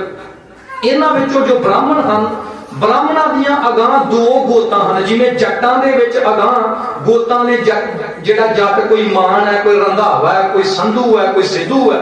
ਇਸ ਤਰੀਕੇ ਨਾਲ ਬ੍ਰਾਹਮਣਾਂ ਦੇ ਵਿੱਚ ਅੱਗੇ ਗੋਤਾਂ ਨੇ। ਇਹਨਾਂ ਗੋਤਾਂ ਦੇ ਵਿੱਚੋਂ 2 ਗੋਤਾਂ ਨੇ, ਇੱਕ ਹੈ ਸਾਰਸਵਤ ਬ੍ਰਾਹਮਣ ਤੇ ਇੱਕ ਹੈ ਗੌਂਡ ਬ੍ਰਾਹਮਣ। ਜਿਵੇਂ ਕੋਈ ਸੰਧੂ ਜੱਟ, ਮਾਨ ਜੱਟ, ਇਸੇ ਤਰੀਕੇ ਨਾਲ ਇੱਕ ਸਾਰਸਵਤ ਬ੍ਰਾਹਮਣ ਤੇ ਇੱਕ ਗੌਂਡ ਬ੍ਰਾਹਮਣ। ਇਹ ਬ੍ਰਾਹਮਣਾਂ ਦੇ ਵਿੱਚ ਜਿਹੜੀ ਗੌਂਡ ਅਤੇ ਸਾਰਸਵਤ ਜਾਤੀ ਹੈ, ਇਹਨਾਂ ਜਾਤੀ ਦੇ ਬ੍ਰਾਹਮਣਾਂ ਨੂੰ ਭੱਟ ਆਖਿਆ ਜਾਂਦਾ ਸੀ। ਇਹਨਾਂ ਦਾ ਕਿੱਤਾ ਸੀ ਪੀੜ੍ਹੀ ਦਰ ਪੀੜ੍ਹੀ ਕਿ ਆਪਣੇ ਜਜਮਾਨਾਂ ਦੇ ਘਰ, ਆਪਣੇ ਜਿਹੜੇ ਉਹਨਾਂ ਦੇ ਜ਼ਿਮੀਂਦਾਰ ਨੇ, ਉਹਨਾਂ ਦੇ ਘਰਾਂ ਵਿੱਚ ਜਾ ਕੇ ਉਹਨਾਂ ਦੇ ਸੋਹਲੇ ਗਾਉਣੇ, ਉਹਨਾਂ ਦੇ ਪੀੜ੍ਹੀਨਾਮੇ ਨੂੰ ਇੱਕ ਵਹੀ ਦੇ ਵਿੱਚ ਨੋਟ ਕਰਕੇ ਰੱਖਣਾ, ਜਿਹਨੂੰ ਅੱਜ ਅਸੀਂ ਭੱਟ ਵਹੀਆਂ ਕਹਿੰਦੇ ਹਾਂ। ਭੱਟ ਵਹੀਆਂ ਦੇ ਆਧਾਰ ਤੇ ਬਹੁਤ ਸਾਰਾ ਸਿੱਖ ਇਤਿਹਾਸ ਲਿਖਿਆ ਗਿਆ, ਈਵਨ ਭਾਈ ਮਣੀ ਸਿੰਘ ਜੀ ਦਾ ਇਤਿਹਾਸ। ਸੋ ਇਹ ਇੱਕ ਵੱਖਰਾ ਵਿਸ਼ਾ। ਇਹ ਭੱਟ ਸਾਹਿਬਾਨ ਜਿਹੜੇ ਦੁਨਿਆਵੀ ਬਾਦਸ਼ਾਹ ਦੇ ਦਰਬਾਰਾਂ ਵਿੱਚ ਜਾਂਦੇ ਸਨ, ਜਦੋਂ ਉਹਨਾਂ ਨੂੰ ਪਤਾ ਲੱਗਾ ਕਿ ਅੰਮ੍ਰਿਤਸਰ ਸਾਹਿਬ ਦੀ ਧਰਤੀ ਤੇ ਇੱਕ ਦੀਨ ਦੁਨੀ ਦਾ ਸੱਚਾ ਪਾਤਸ਼ਾਹ, ਜਿਹਨੂੰ ਗੁਰੂ ਨਾਨਕ ਪਾਤਸ਼ਾਹ ਜੀ ਦੀ ਗੱਦੀ ਦਾ ਜਾਨਸ਼ੀਨ ਆਖਿਆ ਜਾਂਦਾ, ਗੁਰੂ ਅਰਜਨ ਦੇਵ ਪਾਤਸ਼ਾਹ ਜੀ ਦੀ ਮਹਿਮਾ ਸੁਣ ਕੇ ਭੱਟ ਕੱਲ ਸਹਾਰ ਦੀ ਅਗਵਾਈ ਵਿੱਚ ਜਮੁਨਾ ਦਰਿਆ ਦੇ ਕੰਢੇ ਤੇ ਜਿਹੜੇ ਪਿੰਡ ਨੇ, ਯਮੁਨਾ ਦਰਿਆ ਦੇ ਪੂਰਬੀ ਕੰਢੇ ਤੇ ਵਸਣ ਵਾਲੇ ਭੱਟ ਕੱਲ ਸਹਾਰ ਜੀ ਦੀ ਵੰਸ਼, ਭੱਟ ਕੱਲ ਸਹਾਰ ਜੀ ਦੀ ਅਗਵਾਈ ਵਿੱਚ ਕੁੱਲ ਮਿਲਾ ਕੇ 11 ਭੱਟ ਸਤਿਗੁਰਾਂ ਦੇ ਦਰਬਾਰ ਵਿੱਚ ਆਏ। ਗੁਰੂ ਅਰਜਨ ਦੇਵ ਪਾਤਸ਼ਾਹ ਜੀ ਦੀ ਗੁਰਤਾ ਗੱਦੀ ਤੋਂ ਲੈ ਕੇ ਸਤਿਗੁਰਾਂ ਦੀ ਸ਼ਹੀਦੀ ਤੱਕ ਗੁਰੂ ਦਰਬਾਰ ਵਿੱਚ ਰਹੇ। ਇੱਥੋਂ ਤੱਕ ਭੱਟ ਸਾਹਿਬਾਨ ਵਿੱਚੋਂ ਇੱਕ ਭੱਟ ਹੋਇਆ ਭੱਟ ਕੀਰਤ 6ਵੇਂ ਸਤਿਗੁਰਾਂ ਦੀ ਇੱਕ ਜੰਗ ਵਿੱਚ ਸ਼ਹੀਦ ਵੀ ਹੋਏ। ਭੱਟ ਕੀਰਤ ਜੀ, ਭੱਟਾਂ ਦਾ ਇਤਿਹਾਸ ਬਹੁਤ ਪੁਰਾਣਾ। ਰਾਜੇ ਪ੍ਰਿਥਵੀ ਰਾਜ ਚੌਹਾਨ ਨੂੰ ਬਚਾਉਣ ਵਾਲਾ ਇੱਕ ਭੱਟ ਚਾਂਦ ਸੀ। ਸੋ ਜੇ ਮੈਂ ਇਹ ਸਾਖੀ ਨੂੰ ਬਿਆਨ ਕਰਾਂ ਤਾਂ ਸਮਾਂ ਕਾਫੀ ਬੀਤ ਜਾਵੇਗਾ। ਸੋ ਜਿਸ ਆਸ਼ੀ ਦੇ ਨਾਲ ਸਾਡਾ ਸੰਬੰਧ ਹੈ ਕਿ 11 ਭੱਟਾਂ ਦੀ ਬਾਣੀ ਗੁਰੂ ਗ੍ਰੰਥ ਸਾਹਿਬ ਪਾਤਸ਼ਾਹ ਮਹਾਰਾਜ ਜੀ ਦੇ ਵਿੱਚ ਅੰਕਿਤ ਹੈ। ਉਹ ਭੱਟ ਜਿਹੜੇ ਦੁਨਿਆਵੀ ਬਾਦਸ਼ਾਹ ਦੀਆਂ ਝਿੜਕਾਂ ਖਾ ਕਰਕੇ ਉਹਨਾਂ ਦਾ ਪੀੜ੍ਹੀਨਾਮਾ ਲਿਖਦੇ ਸਨ, ਜਦੋਂ ਉਹਨਾਂ ਨੂੰ ਦੀਨ ਦੁਨੀ ਦੇ ਸੱਚੇ ਪਾਤਸ਼ਾਹ ਦੀ ਸਮਝ ਆਈ ਤਾਂ ਭੱਟ ਸਾਹਿਬਾਨ ਨੇ ਪਹਿਲੇ ਪਾਤਸ਼ਾਹ ਤੋਂ ਲੈ ਕਰਕੇ ਗੁਰੂ ਅਰਜਨ ਦੇਵ ਪਾਤਸ਼ਾਹ ਮਹਾਰਾਜ ਪੰਜ ਗੁਰੂ ਸਾਹਿਬਾਨ ਦੀ ਸਿਫਤ ਦੇ ਵਿੱਚ ਸਵਈਏ ਉਚਾਰਨ ਕੀਤੇ। ਭੱਟ ਸਾਹਿਬਾਨ ਹੀ ਸਨ ਜਿਨ੍ਹਾਂ ਨੇ ਸਤਿਗੁਰੂ ਗੁਰੂ ਨਾਨਕ ਪਾਤਸ਼ਾਹ ਜੀ ਨੂੰ ਰਾਜਾ ਵੀ ਆਖਿਆ ਤੇ ਜੋਗੀ ਵੀ ਆਖਿਆ, ਜਿਹੜੇ ਕਹਿੰਦੇ ਹਨ ਇੱਕ ਮਨ ਪੁਰਖ ਧਿਆਏ ਬਰਦਾਤਾ, ਸੰਤ ਸਹਾਰ ਸਦਾ ਵਿਖਿਆਤਾ, ਤਾਸ ਚਰਨ ਲੈ ਹਿਰਦੈ ਬਸਾਵੋ, ਤੋ ਪਰਮ ਗੁਰੂ ਨਾਨਕ ਗੁਣ ਗਾਵੋ, ਗੁਣ ਪਰਮ ਗੁਰੂ ਸੁਖ ਸਾਗਰ, ਦੁਰਤ ਨਿਵਾਰਨ ਸ਼ਬਦ ਸਰੇ, ਗਾਵੇ ਗੰਭੀਰ ਧੀਰ ਮਤ ਸਾਗਰ, ਜੋਗੀ ਜੰਗਮ ਧਿਆਨ ਧਰੇ, ਗਾਵੇ ਇੰਦਰਾਦ ਭਗਤ ਪ੍ਰਹਿਲਾਦਕ, ਆਤਮ ਰਸ ਜਿਨ ਜਾਣਿਓ, ਕਉ ਕਲ ਸੁਜਸ, ਗਾਵੋ ਗੁਰੂ ਨਾਨਕ ਰਾਜ ਜੋਗ ਜਿਨ ਮਾਣਿਓ। ਜਿਨ੍ਹਾਂ ਨੇ ਸਤਿਗੁਰਾਂ ਨੂੰ ਰਾਜਾ ਵੀ ਆਖਿਆ, ਜੋਗੀ ਵੀ ਆਖਿਆ, ਜਿਨ੍ਹਾਂ ਨੇ ਗੁਰੂ ਰਾਮਦਾਸ ਪਾਤਸ਼ਾਹ ਜੀ ਦੇ ਪ੍ਰਤੀ ਵੀ ਇਹ ਸ਼ਬਦ ਵਰਤੇ, ਰਾਜ ਜੋਗ ਤਖਤ ਦੀਨ ਗੁਰ ਰਾਮਦਾਸ। ਸੋ ਸਮੁੱਚੇ ਇਹਨਾਂ ਮਹਾਂਪੁਰਖਾਂ ਦੀ ਬਾਣੀ ਨੂੰ ਜੋ ਸੰਪਾਦਨਾ ਦੇ ਸਮੇਂ 34 ਮਹਾਂਪੁਰਖ ਸਨ, ਗੁਰੂ ਅਰਜਨ ਦੇਵ ਪਾਤਸ਼ਾਹ ਜੀ ਨੇ ਇੱਕ ਜਿਲਦ ਦੇ ਵਿੱਚ ਸਮਿਲਿਤ ਕਰ ਦਿੱਤਾ। ਹੁਣ ਜਦੋਂ ਇਹ ਮੌਜੂਦਾ ਮੁਕੰਮਲ ਸਰੂਪ ਤਿਆਰ ਹੋਇਆ ਤਾਂ ਇਸ ਨੂੰ ਹੁਣ ਰਾਮਸਰ ਸਾਹਿਬ ਤੋਂ ਸੱਚਖੰਡ ਸ੍ਰੀ ਹਰਿਮੰਦਰ ਸਾਹਿਬ ਵਿਖੇ ਲੈ ਕੇ ਜਾਣਾ। ਹੁਣ ਸਤਿਗੁਰਾਂ ਦੇ ਸਾਹਮਣੇ ਗੱਲ ਆਈ ਕਿ ਕੀ ਜਿਵੇਂ ਆਮ ਧਰਮਾਂ ਦੇ ਲੋਕ ਆਪਣੀਆਂ ਕਿਤਾਬਾਂ ਨੂੰ ਹੱਥਾਂ ਵਿੱਚ ਫੜ ਕੇ, ਧਾਰਮਿਕ ਕਿਤਾਬਾਂ ਦੀਆਂ ਹੱਥਾਂ ਵਿੱਚ ਫੜ ਕੇ ਕਦੀ ਕਿਤੇ ਕਦੀ ਦੂਸਰੇ ਸਥਾਨ ਤੇ ਲੈ ਜਾਂਦੇ, ਕਿ ਸਾਡੇ ਧਾਰਮਿਕ ਗ੍ਰੰਥ ਦਾ ਵੀ ਕੋਈ ਆਯੋਜਨ ਇਸ ਤਰੀਕੇ ਦਾ। ਗੁਰੂ ਅਰਜਨ ਦੇਵ ਪਾਤਸ਼ਾਹ ਜੀ ਨੇ ਆਖਿਆ ਇਹ ਕੋਈ ਆਮ ਗ੍ਰੰਥ ਨਹੀਂ ਹੈ, ਸਿੱਖ ਕੌਮ ਦਾ ਗੁਰੂ ਹੈ, ਸਿੱਖ ਕੌਮ ਦਾ ਇਸ਼ਟ ਹੈ, ਸਿੱਖ ਕੌਮ ਦਾ ਰਹਿਬਰ ਹੈ। ਇਸ ਕਰਕੇ ਜਿਵੇਂ ਬਾਦਸ਼ਾਹ ਤੇ ਸ਼ਹਿਨਸ਼ਾਹ ਇੱਕ ਜਗ੍ਹਾ ਤੋਂ ਦੂਸਰੀ ਜਗ੍ਹਾ ਜਾਂਦੇ ਨੇ, ਇਸ ਤਰੀਕੇ ਨਾਲ ਗੁਰੂ ਗ੍ਰੰਥ ਸਾਹਿਬ ਪਾਤਸ਼ਾਹ ਜੀ ਦਾ ਜੋ ਸਰੂਪ ਹੈ ਰਾਮਸਰ ਸਾਹਿਬ ਤੋਂ ਦਰਬਾਰ ਸਾਹਿਬ ਵਿਖੇ ਜਾਵੇ। ਸਤਿਗੁਰਾਂ ਦੀ ਹਦਾਇਤ ਨਾਲ ਨਰਸਿੰਘਾ ਲਿਆਂਦਾ ਗਿਆ। 2 ਸਿੱਖ ਨਰਸਿੰਘਾ ਵਜਾ ਰਹੇ ਨੇ, ਨਰਸਿੰਘੇ ਦੇ ਪਿੱਛੇ ਨਗਾਰਾ ਵੱਜ ਰਿਹਾ, ਨਗਾਰੇ ਦੇ ਪਿੱਛੇ ਜਲ ਪ੍ਰਵਾਹਤ ਵਾਸਤੇ ਇੱਕ ਸਿੱਖ ਦੀ ਡਿਊਟੀ ਲਾਈ ਗਈ।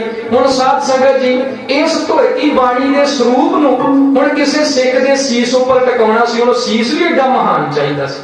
ਹੁਣ ਸੀਸ ਵੀ ਉਹ ਚਾਹੀਦਾ ਸੀ ਜੋ ਸੀਸ ਸਦਾ ਹੀ ਸਤਿਗੁਰੂ ਦਾ ਹੋ ਕੇ ਰਹਿ ਗਿਆ। ਸਤਿਗੁਰਾਂ ਨੇ ਨਿਗਾਹ ਮਾਰੀ।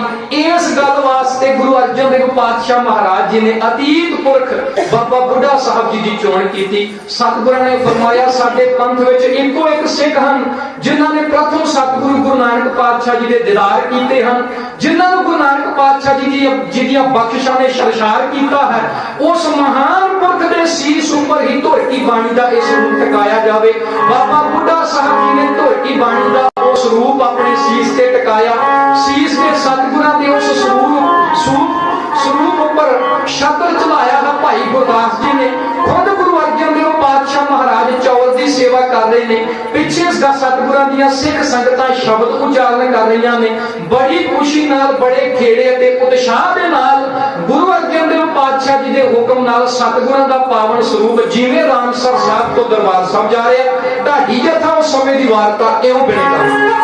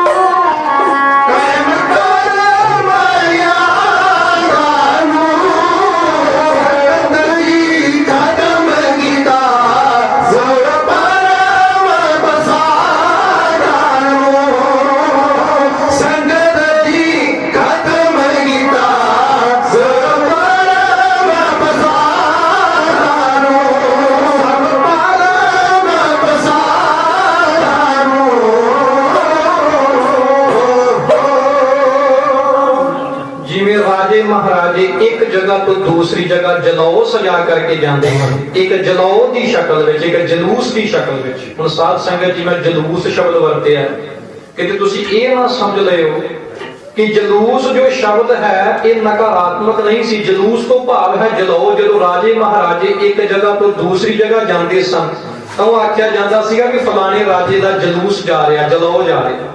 एक जलौ की शक्ल में श्री रामसर साहब तो सतगुरां दा पावन स्वरूप सचखंड श्री हरमंदर साहब विखे ले जांदा गया।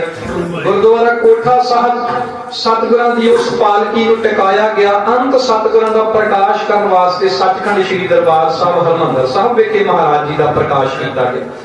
सतगुरां दे प्रकाश तो पहला पातशाह गुरु ग्रंथ साहिब पातशाह महाराज जी के प्रकाश तो पहला जिवें अज सतगुरां दा प्रकाश पर सतगुरां दा प्रकाश करन तो पहला मंगलाचरण पढ़िया जाता है। एक उदाहरण होर जिवें जिन्हां ने सचखंड श्री दरबार साहब के अंदर प्रकाश की मर्यादा देखी है, अज तक टीवी के उपर भी प्रसारण चलता है। तुसीं देखो जो सतगुरां दा प्रकाश कर लगते हैं तो सतगुरां दे भट्ट साहिबान सवैये उचारते हैं, सतगुरां दे सिख भट्टां दे सवैये उचारण करते। उदों सतगुरां दी हजूरी विच खलो करके भट्ट साहिबान ने सवैये उचारण कीते। ये क्यों उचारण कीते? साध संगत जी, दुनिया दे विच अनेकां ही बादशाह हो गुजरे। मैं अनेकां वार स्टेजां पे गल दी सांझ पाउण दी कोशिश करदा हुंदा कि मुगलिया हुकूमत जिहड़ी 1526 नूं स्थापित होई, 1857 ਨੂੰ अंग्रेजों ने खत्म कर दी। अंग्रेजों तो पहला गुरु के खालसे पंथ ने उहदियां जड़ां हिला दित्तियां सन। मुगलों तो पहला भारत की धरती ते मुसलमानों के 7 खानदान सन जिन्हां ने राज किया। मुगलों तो पहला लोधी सन, लोधियां तो पहला इत्थे सैयद घराने का भी राज रहा, सैयदां तो पहला गुलाम घराने का राज रहा, गुलाम घराने तो पहला अलाउद्दीन खिलजी की इत्थे राजशाही रही। अलाउद्दीन खिलजी तो पहला इत्थे महमूद गजनवी ते मुहम्मद गौरी जिन्हां दे हमलियां दे नाल मुसलमानां दा राज इत्थे कायम होण दा जिहड़ा राह खुला। सो इन्हां तो पहला वख-वख राजपूतां दे जिहड़े रजवाड़े सन, उन्हां दीयां छोटियां-छोटियां रियासतां सन। इस तो इलावा भारत तो बाहर असीं पश्चिम वल देख लईए, यूरोप दे विच तां वड्डे-वड्डे राजे 600 साल दुनिया दे 3 कॉन्टीनेंट दे उपर हुकूमत करन वाली उस्मानिया सल्तनत जिहदे अज राजशाही के माल असबाब अजैब घरां च पए ने। दुनियावी बादशाह हो गुजरे, नगारे नरसिंगे अजैब घरां विच म्यूजियमां च पए ने, पर गुरु के पंथ दा ते सतगुरु दा नगारा ते नरसिंगा जुगो जुग अटल है, जो सदा ही वजदा रहना। जिवें बादशाह अपनी रहायश गाह तो अपने दीवान विच जांदे सन ते रहायश तो लैके दीवान तक नगारा वजदा सी, नरसिंगा वजदा सी। जदों कोई बादशाह दरबार विच दाखिल हुंदा तां उहदे दरबान उच्ची आवाज विच फिर होशियार करके खबरदार करके कहंदे जी फलाना बादशाह आ रहा, नरसिंगा वजदा, नगारा वजदा। हुण जदों गुरु ग्रंथ साहिब पातशाह महाराज जी का प्रकाश होण वास्ते जदों पालकी सवेरे श्री अकाल तख्त साहब तो रवाना की जाती, श्री अकाल तख्त साहब तो लैके दर्शनी ड्योढ़ी तक नगारा वजदा, अगे अगे नरसिंगा वजदा। यह बादशाह की निशानी है, क्योंकि सतगुरु सच्चे पातशाह सन। सतगुरु सच्चा पातशाह कूड़े बादशाह तो नहीं आवे। हुण जदों बादशाह दरबार विच जा करके अपनी लिबास दियां, अपनी पोशाक दियां, अपने ਜਿਹੜੇ ਉਹਦੇ पोशाक ਦੇ ਜਿਹੜੇ ਚੋਜ ਨੇ ਪਲਕਾਂ ਨੂੰ ਸਵਾਰਦਾ ਹੋਇਆ ਜਦੋਂ ਆਪਣੇ ਤਖਤ ਤੇ ਬੈਠਦਾ, ਆਪਣੀ ਜਦੋਂ ਉਸ ਅਸਥਾਨ ਤੇ ਬੈਠਦਾ, ਉਹਦੀ ਸਿਫਤ ਵਿੱਚ ਉਹਦੇ ਦਰਬਾਰ ਦੇ ਕਵੀ, ਉਹਦੇ ਦਰਬਾਰ ਦੇ ਕਵੀਸ਼ਰ ਉਹਦੀਆਂ ਸਿਫਤਾਂ ਗਾਉਂਦੇ ਨੇ ਕਵਿਤਾਵਾਂ ਦੇ ਵਿੱਚ। ਇਸੇ ਤਰੀਕੇ ਨਾਲ ਹੀ ਜਦੋਂ ਗੁਰੂ ਗ੍ਰੰਥ ਸਾਹਿਬ ਪਾਤਸ਼ਾਹ ਮਹਾਰਾਜ ਅਕਾਲ ਤਖਤ ਸਾਹਿਬ ਤੋਂ ਸੱਚਖੰਡ ਸ੍ਰੀ ਦਰਬਾਰ ਸਾਹਿਬ ਦੇ ਅੰਦਰ ਦਾਖਲ ਹੁੰਦੇ ਤਾਂ ਸਤਿਗੁਰਾਂ ਦੇ ਪ੍ਰਕਾਸ਼ ਦੇ ਸਮੇਂ ਉਹਨਾਂ ਦੇ ਭੱਟ ਸਾਹਿਬਾਨ ਉਹਨਾਂ ਦੀ ਸਿਫਤ ਦੇ ਵਿੱਚ ਸਵਈਏ ਉਚਾਰਨ ਕਰਦੇ।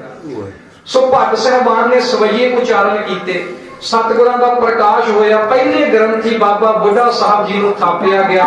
बाबा बुढ़ा साहब जी ने मंगलाचरण पढ़ के वाक लिया, जो हुक्मनामा साहब आया, संतां के कारज आप खलोवा हर काम करावन आया राम। गुरु ग्रंथ साहिब पातशाह महाराज जी का पहला प्रकाश सन 1604 ईस्वी नूं सचखंड श्री दरबार साहब के अंदर। हुण सतगुरु का पावन स्वरूप तखत ते विराजमान है, पीढ़े ते विराजमान है, ते खुद गुरु नानक दी गद्दी दे 5वें वारिस गुरु अर्जन देव पातशाह महाराज जमीन ते वछाई ते बैठे हुए।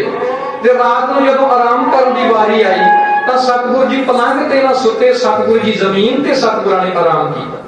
सो साध संगत जी, बाबा बुढ़ा साहब जी ने वाक लिया, पावन मुख वाक बाबा बुढ़ा साहब जी की रसना दे नाल संगत के कन्ना तक पुजया। संगत के अंदर एक अगमी हुलारा आया। उस समय का वातावरण जदों सारी संगत गदगद हो रही सी, सतगुरु तो कुर्बान जा रही सी, सारी संगत के कारज हो रहे सन, उस समय की समुची वार्ता बाबा बुढ़ा साहब जी की महिमा, धन गुरु अर्जन देव पातशाह महाराज जी की उस पवित्र महानता नूं ढाडी जता इन्हां शब्दां च अंतिम वार विच क्यों मिले।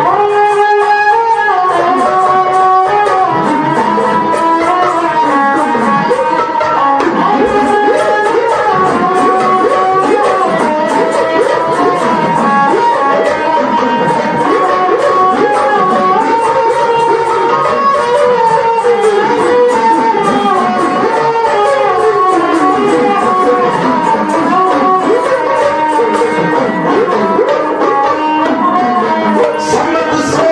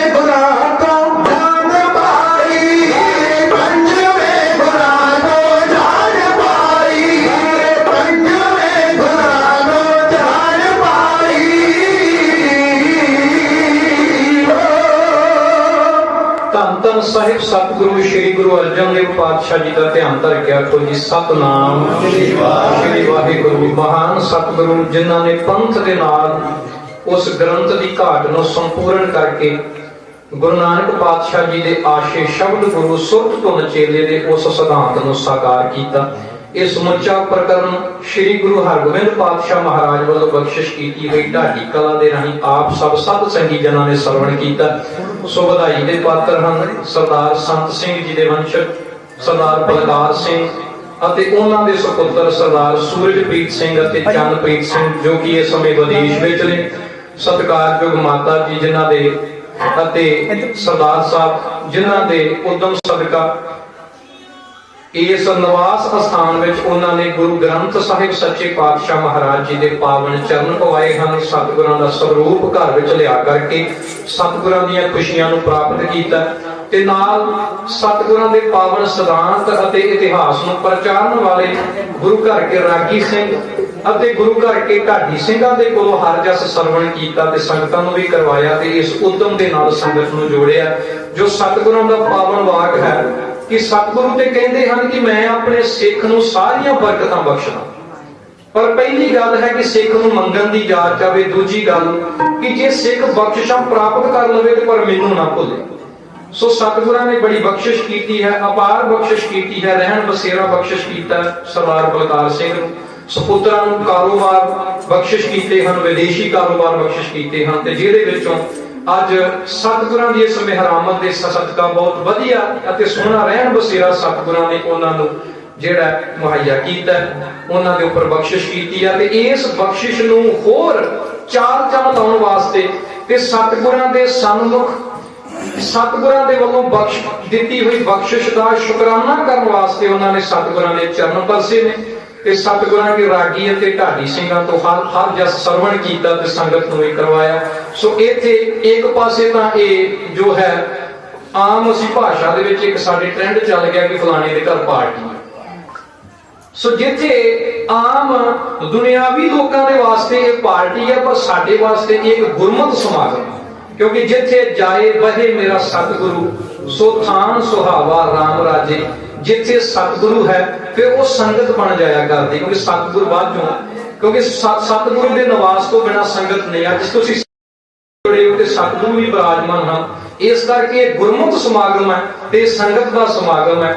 ਸੋ ਸਾਧ ਸੰਗਤ ਜੀ ਆਓ, ਜੋ ਸਤ ਸੰਗੀ ਜਨਾਂ ਨੇ ਇਤਿਹਾਸ ਦੇ ਸਰਕਾਰ ਵਿੱਚ ਮਾਇਆ ਅਰਪਣ ਕੀਤੀ ਹੈ, ਇੱਕ ਵਾਰ ਸਾਰੇ ਹੀ ਸਤ ਸੰਗੀ ਜਨਾਂ ਵਾਸਤੇ ਆਖੀਏ ਜੀ ਨਾਨਕ ਨਾਮ ਚੜ੍ਹਦੀ ਕਲਾ ਤੇਰੇ ਭਾਣੇ ਸਰਬੱਤ ਦਾ ਭਲਾ। ਤੇ ਅੰਤ ਵਿੱਚ ਸਰਦਾਰ ਬਲਕਾਰ ਸਿੰਘ ਜੀ ਜੋ ਸਰਦਾਰ ਸੰਤ ਸਿੰਘ ਜੀ ਦੇ ਸੁਪੁੱਤਰ ਹਨ ਤੇ ਤਿੰਨਾਂ ਦੇ ਦੋਨੋਂ ਬੇਟੇ ਸੂਰਜਪ੍ਰੀਤ ਸਿੰਘ ਅਤੇ ਚੰਨਪ੍ਰੀਤ ਸਿੰਘ ਜੋ ਵਿਦੇਸ਼ਾਂ ਵਿੱਚ ਨੇ ਅਤੇ ਉਦਮ ਦੇ ਨਾਲ ਜਿਨ੍ਹਾਂ ਦਾ ਧਿਆਨ ਸਦਾ ਹੈ, ਕਿਉਂਕਿ ਚਾਹੇ ਪੰਜਾਬੀ ਨੌਜਵਾਨ ਵਿਦੇਸ਼ ਵਿੱਚ ਵੀ ਚਲੇ ਜਾਵੇ ਉਹਦਾ ਅਸਲ ਵਿੱਚ ਦਿਲ ਤੇ ਅਸਲ ਵਿੱਚ ਧਿਆਨ ਉਹਦਾ ਆਪਣੇ ਜਨਮ ਸਥਾਨ ਤੇ ਰਹਿੰਦਾ, ਆਪਣੀ ਜਿਹੜੀ ਉਹਦੀ ਜਨਮ ਭੋਏ ਆ ਉੱਥੇ ਰਹਿੰਦਾ।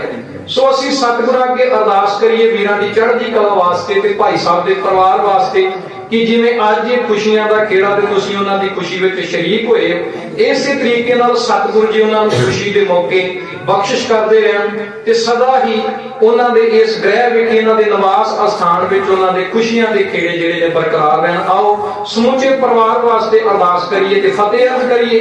ਅਗਲਾ ਪ੍ਰੋਗਰਾਮ ਭਾਈ ਸਾਹਿਬ ਜੀ ਦੇ ਕੋਲੋਂ ਸਰਵਣ ਕਰੀਏ। ਆਖੋ ਜੀ ਨਾਨਕ ਨਾਮ ਚੜ੍ਹਦੀ ਕਲਾ ਤੇਰੇ ਭਾਣੇ ਸਰਬੱਤ ਦਾ ਭਲਾ। ਵਾਹਿਗੁਰੂ ਜੀ ਕਾ ਖਾਲਸਾ ਵਾਹਿਗੁਰੂ ਜੀ ਕੀ ਫਤਿਹ।